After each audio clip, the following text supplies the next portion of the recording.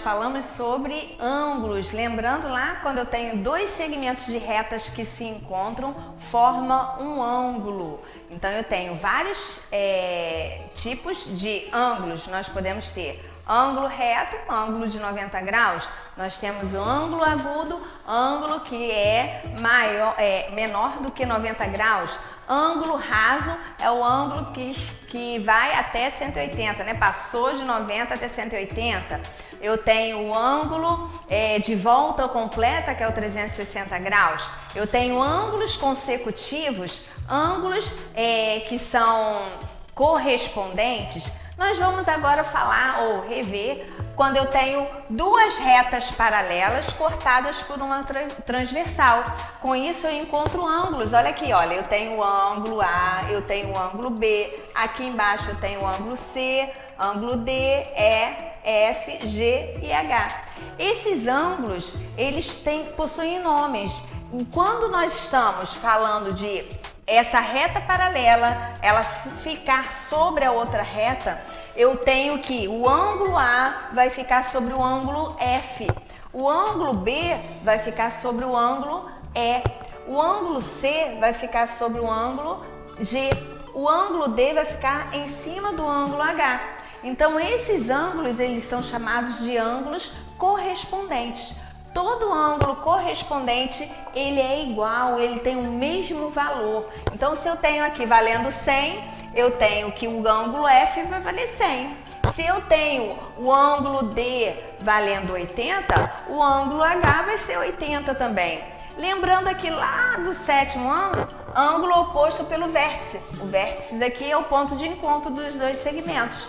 Ângulo oposto pelo vértice também é igual, então eu posso dizer que B e D são opostos pelo vértice. Eu posso dizer que C e A é oposto pelo vértice. O F e o G é oposto pelo vértice e o E e o H também é oposto pelo vértice.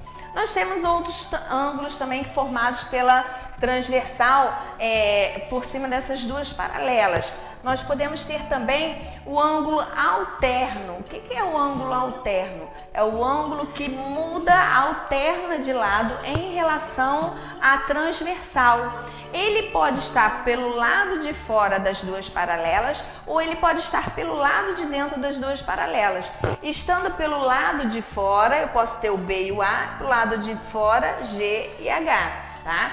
Então, o ângulo B e H é alterno externo, ele muda de lado, ele alterna de lado e ele é externo às duas paralelas.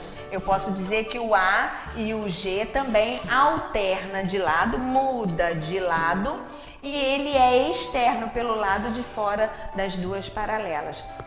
Quando nós temos os ângulos alternos, é aqui por dentro também das duas paralelas. Então, eu posso dizer que o E e o D, ângulo E e D, são ângulos alternos, porque alterna em relação, muda de lado em relação à paralela, e é interno, porque está dentro dessas duas paralelas. Alterna de lado em relação à transversal e é interno. Eu tenho também o C e o F, que alterna de lado em relação à transversal e é interno em relação às duas paralelas. Os ângulos alternos, tanto externos quanto internos, eles têm também o mesmo valor. Então, se aqui é 80 que nós fizemos lá no exemplo anterior, aqui o ângulo também é 80, ele muda de lado, ok? Nós temos também os ângulos colaterais, mesmo, lateral, lado, mesmo lado em relação à transversal. Então, eu tenho os ângulos que estão à esquerda e os que estão à direita. Então, eu posso dizer que eles podem estar pelo lado de fora externo ou pelo lado de dentro interno. Então, o ângulo A e o H, eles são ângulos colaterais, porém eles são externos. Colaterais externos. O D e o F estão no mesmo lado da transversal, colateral, só que interno às duas paralelas. Aqui, o B e o G são ângulos colaterais externos e o C e o E são colaterais internos. Os ângulos colaterais, se eu pegar esse com esse, dá 180. Se eu juntar esses dois ângulos, dá a metade do transferidor. Então, eles são chamados de ângulos colaterais e eles somando sempre vai dar 180, ok? Vamos às nossas atividades? Se tiver dúvida, olhe lá em cima, olhe no mapa mental e você vai tirar boas notas. Até lá!